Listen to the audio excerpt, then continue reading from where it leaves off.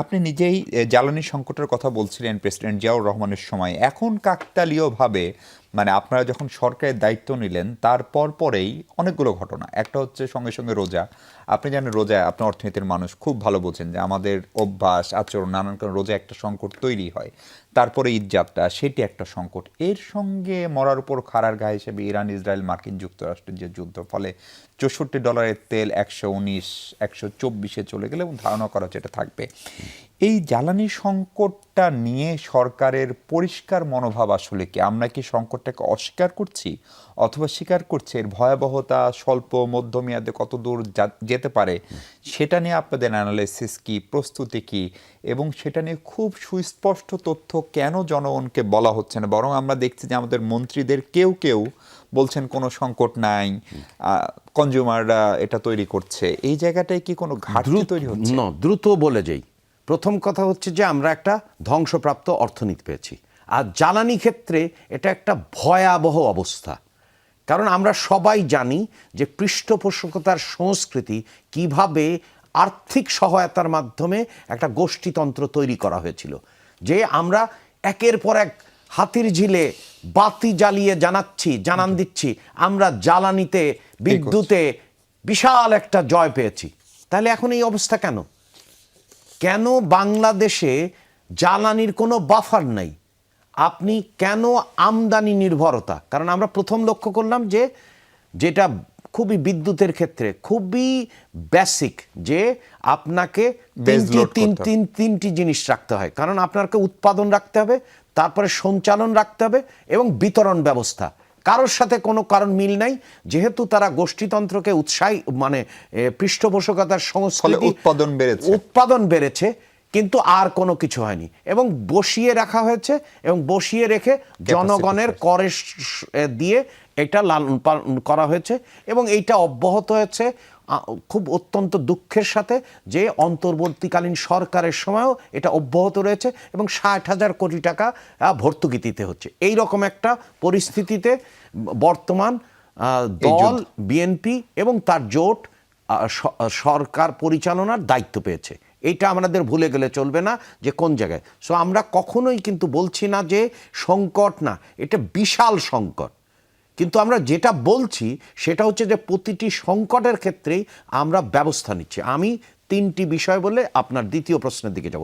প্রথম বিষয় হচ্ছে যে আমরা জানি এটা সংকট, এবং সংকট বলেই আমরা তিনটা কৌশল নিচ্ছি। প্রথম কথা হচ্ছে যে সংকট থাকলে বাংলাদেশে কিন্তু আপনাকে বাংলাদেশি কায়দায় দেখতে হবে। সেটা হচ্ছে বিভিন্ন উৎস থেকে যাতে করে আমরা বহুমুখীকরণ করছি জ্বালানির উৎসের। কারণ হচ্ছে যে আমরা জানি যে বাস্তব অবস্থা, কাতার আমাদেরকে এলএনজি সরবরাহ করত, তাহলে কি অবস্থা এটা কিন্তু সব জানা। কিন্তু যেটা আমরা করছি কি যে বহুমুখী উৎস থেকে, কিন্তু বাংলাদেশে তো এলএনজি টার্মিনাল নাই, ল্যান্ড। তাহলে আমরা কি প্রতি মাসের জন্য কিনছি, এবং আমাদের এপ্রিল মাসের জন্য কিন্তু জ্বালানি আছে। এখন যদি কেউ বলে যে আমরা পাম্পে বা পাম্প স্টেশনে আমরা ভিড় দেখছি কেন, তাহলে আমি বলবো একটা তো অপতথ্য, ভুল তথ্য, মিথ্যা তথ্যের একটা ব্যাপার আছে, আর একটা ব্যাপার আছে যে নাগরিক সাংবাদিকতার একটা ব্যাপার আছে।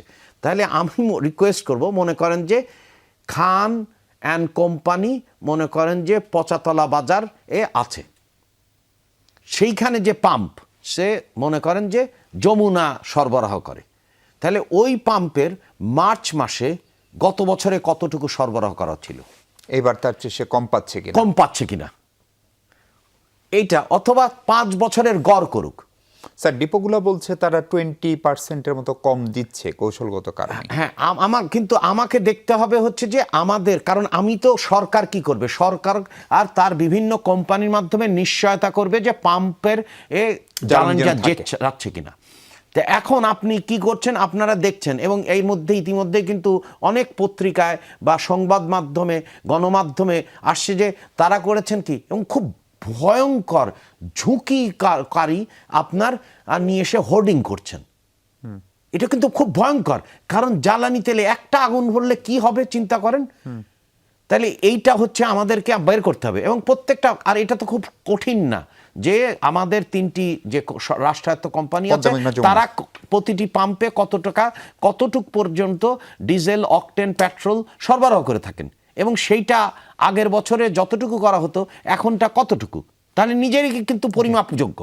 তাহলে আমরা তার সাথে আমরা যেহেতু কোনো বাফার করেনি, মানে খুবই দুঃখজনক যে খাদ্য নিরাপত্তার ক্ষেত্রে আপনি কি বলেন যে চাল এত পরিমাণে রাখতে হবে, তা আমাদের কেন জ্বালানির ক্ষেত্রে এত টাকা ব্যয় করা হলো, রাষ্ট্রে এত ভর্তুকি দেওয়া হলো, কিন্তু বাফার করা হয়নি যে এত এই জ্বালানির সে 30 দিন বা 90 দিন পর্যন্ত প্রত্যেকটা মজুদ থাকতে হবে, এবং মজুদ অনুযায়ী দেখতে হবে, এবং একটা ক্যালেন্ডার থাকবে যে এই অনুযায়ী কিনবে।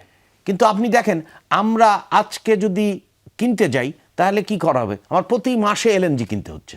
জি, কিন্তু স্যার আমরা তো জানি যে বাংলাদেশ পেট্রোলিয়াম কর্পোরেশনের যে ইস্টার্ন রিফাইনারি লিমিটেড, সেখানে আমাদের 45 দিনের অপরিচিত তেল মজুদের সক্ষমতা ছিল, যদিও আপনারা যখন দায়িত্ব নিলেন তখন এসে সম্ভবত সেটা পেলেন 19 দিনের। জি, এই দেখেন, এবং গেল বিগত আওয়ামী লীগ সরকার ERL2, আমি যদি ভুল না করি 2013 সালে উদ্যোগ নিয়েও আমরা আরেকটা রিফাইনারি তৈরি করতে পারি। দেখেন মানে আপনি বা গ্যাসের উত্তোলনের ক্ষেত্রে এখানে কি স্যার আপনি ম্যানেজমেন্টের ফেলিওরও দেখেন? মানে মোটরসাইকেল চালক বলছে সে অকটেন পাচ্ছে না, কিন্তু আমরা যেন অকটেন আমাদের নিজেদের গ্যাস ক্ষেত্রের বাই প্রোডাক্ট, পেট্রোল আমাদের বাই প্রোডাক্ট, তাহলে অকটেনের সংকটটা কেন হচ্ছে? আমি তো বারবার বলছি এখানে হচ্ছে হোর্ডিং হচ্ছে এবং স্পেকুলেটররা করছে, সেই জন্য বের করা যায়, মানে আমার তথ্য বিশ্বাস করার দরকার নেই।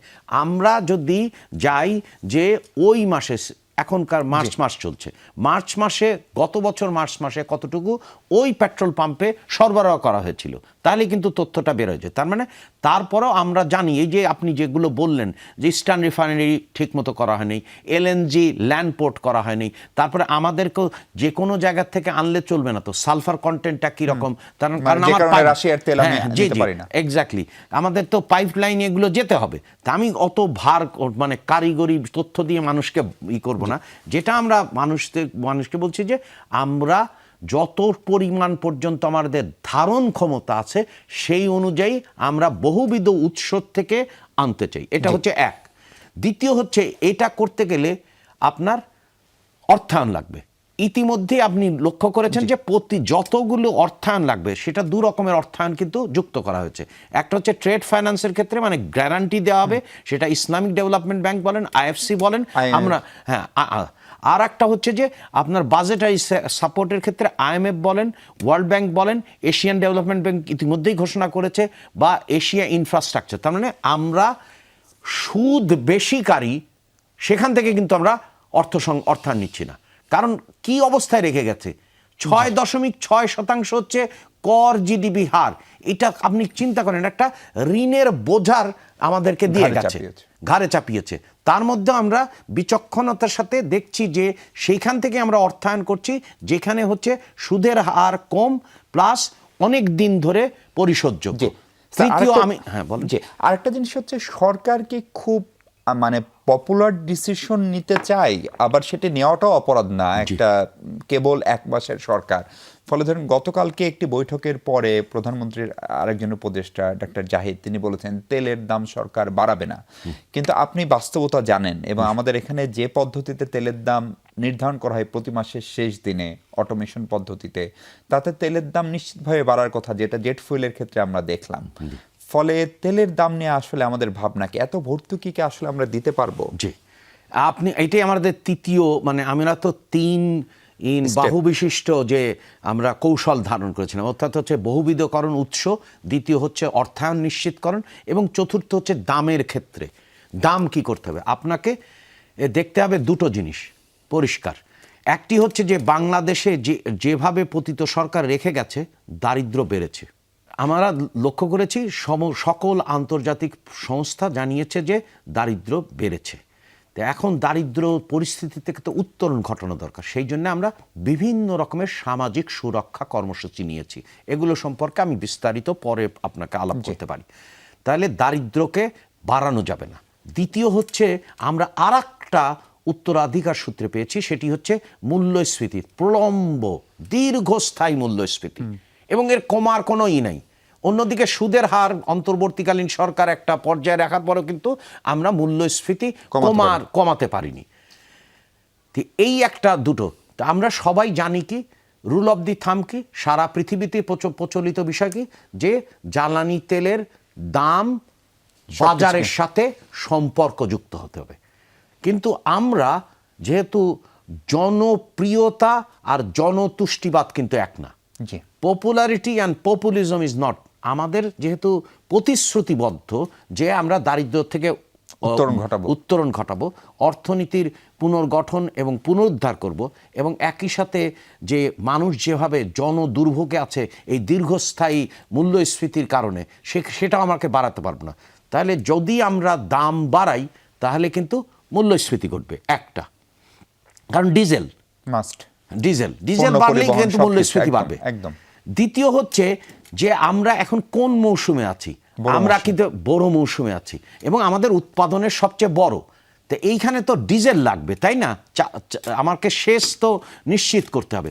তার মানে হচ্ছে যে আমরা আসলে দেশীয় বাস্তবতার সাথে সম্পর্ক রেখে দাম নির্ধারণ করছি। মানে আমরা তাহলে কি করছি, যে কৃষকের নিশ্চিত করতে হবে, কারণ তাকে আবার দারিদ্র্য সীমার নিচে যাওয়া যাবে। তার মানে কি স্যার ডিজেলের ক্ষেত্রে সরকার সর্বোচ্চ ভর্তুকি দিবে, কিন্তু অন্য যে সমস্ত না, আমরা বলছি যে হচ্ছে যে পরিস্থিতির সাথে আমরা সবগুলো অপশন খোলা রাখবো, কিন্তু আমরা দাম পরিস্থিতি আমাদেরকে বলবে যে কিভাবে দামগুলো আমরা সমন্বয় করব। কিন্তু আমাদেরকে মনে রাখতে হবে যে এর কেন্দ্রে আছে জনগণ, কৃষক এবং আপামর জনপরিবহন।